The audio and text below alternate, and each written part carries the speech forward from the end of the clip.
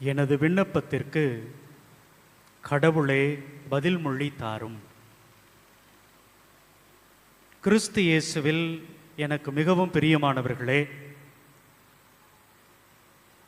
இன்னைக்கு நம்மோடு கூட இணைந்து நிறைய அருட்தந்தையர்களும் அருட்சகோதரிகளும் இங்கே ஒன்று சேர்ந்திருக்கிறார்கள்.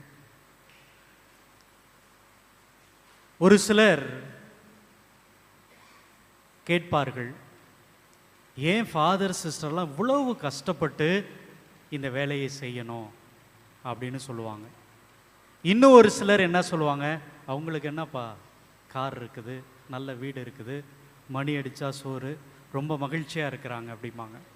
அப்படிப்பட்டவங்கள்ட்டலாம் நம்ம சரி நீங்கள் சிஸ்டர் அவங்க சாமியார் அவங்க அப்படின்னா அது அப்படின்ட்டு கடந்து போயிடுவாங்க. எது எப்படியோ ஒன்று மட்டும் இங்கே மிக தெளிவாக இருக்கிறது. என்ன அப்படின்னா, இந்த ஒரு நிலையில் வாழ்கிறது, அதாவது ஒரு அருட்சகோதரியாவோ தந்தையராகவோ வாழ்கிறது அவ்வளவு எளிதல்ல. ஒரு மிகப்பெரிய சவால். இன்னைக்கு நம்ம முதல் வாசகத்தில் பார்க்கிறோம். என்ன அப்படின்னா, எரேமியா அப்படிங்கிற ஒரு இறைவாக்கினர் அவர் தண்டிக்கப்படுகிறார்,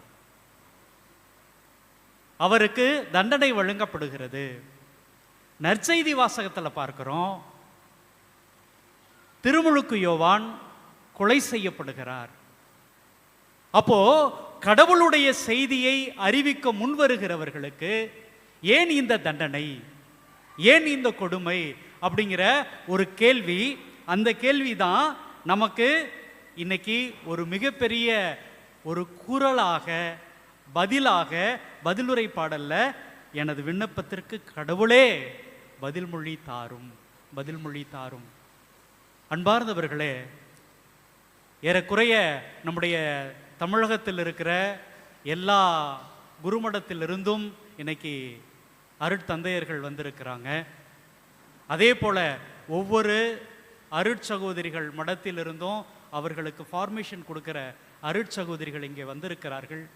இப்படிப்பட்ட நேரத்தில் நம்முடைய பூண்டி அன்னை திருத்தலத்தில் எல்லாரும் ஒன்று கூடி இவர்களுக்காக, அதுவும் குறிப்பாக இறைமக்களோடு சேர்ந்து ஜெபிப்பது ஒரு மிகப்பெரிய பேரு. இந்த நாளில் நமக்கு முன்பாக வைக்கப்படுகிற ஒரு மிகப்பெரிய சவால், ஏன் நான் மட்டும்தான் கஷ்டப்படணுமா, நாங்கள் மட்டும்தான் இப்படிலாம் வாழணுமா அப்படிங்கிற ஒரு குரலுக்கு மத்தியிலே கவலைப்படாதீங்க, உங்களுக்காக ஜெபிக்க நாங்கள் இருக்கிறோம் என்று சொல்லி இன்னைக்கு நிறைய மக்கள் ஒன்று கூடி இருக்கிறார்கள்.